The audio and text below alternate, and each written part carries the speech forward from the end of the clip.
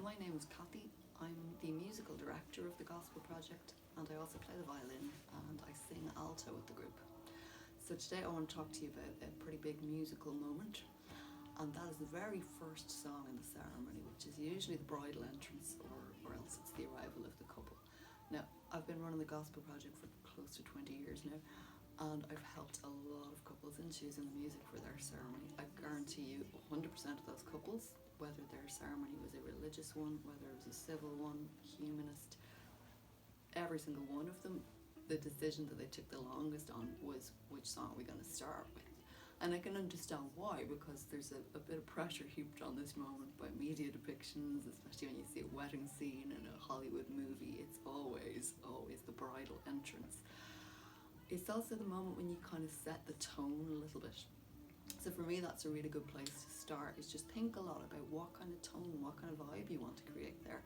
Do you want to say from the get-go that this is kind of a solemn thing, or are you trying to create a very joyous vibe straight out?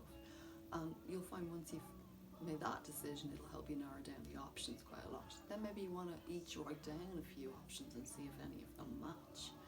Please start by talking to each other about it, thinking a lot about what sort of music you like as a couple, rather than asking Google or Alexa, because then you end up with wedding songs rather than songs that are necessarily your choice as a couple. When you've got it narrowed down to a few options, and this is my absolute top tip, put on a recording of it and try actually walking to it, because after all, that's the thing that you're going to want to do. At that point, you may decide, yeah, this is a great song, but it's not right for the first moment in the ceremony. Maybe it's a little bit too slow to walk to, maybe it's a little bit too fast. Because after all, the most important thing is that you really, really enjoy it. So those are my top tips for today. Check back here soon for more top tips on your wedding planning. Enjoy.